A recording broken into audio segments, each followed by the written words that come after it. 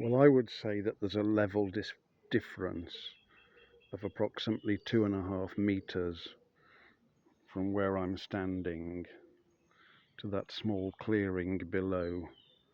And there are 25 steps leading up here. So I was calculating they would be 10 centimeters each one, approximately. I don't know why that's interesting to know, but it is to me somehow. And this is the first time I've come back to my normal haunt since I came out of hospital, and it's nice to be here. I'm obviously feeling better, just trying to limber up a little bit. It's odd, really, the way that the world seems to work, and I've been very much focused. The last few days I'm translating about energy in the energy sector, so I'm deep into net zero and the UN 2030 agenda, which these big companies are following slavishly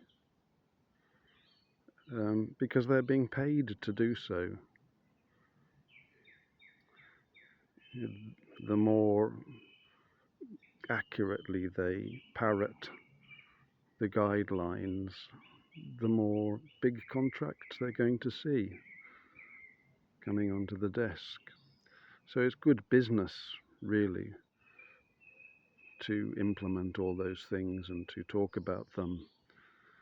But they're so dull, and even the people that are writing about them, they don't.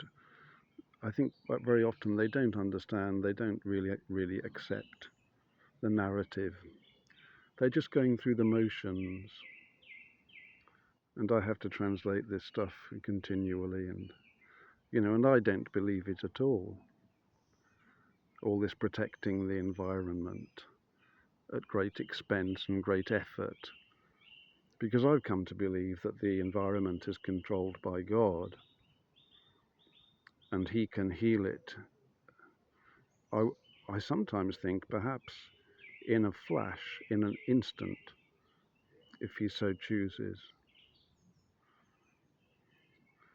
So the demise of certain species and the balance of the ecosystem, this can be restored, I think, by God very easily and very quickly once the right vibrations are flowing through the land and through our minds and through our hearts. There's not a question. All these ecological efforts are about money. People are making money off it, and so they follow it. The love of money is the root of all evil, of course. But if you're a responsible business and you have many employees in the local area, you don't want to go to the wall. People are depending on you. We're not implying that these are evil people.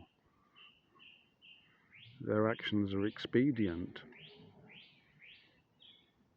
But the people that are financing them, well, I think we're getting to a different level.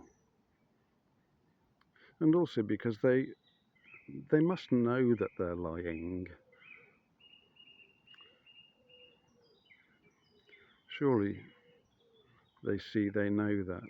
I realised it when oil didn't run out, and I was surprised to notice that they were saying, well, oil wells just fill up once they've been worked for so many years, and then you go back and you find that they're full of oil again.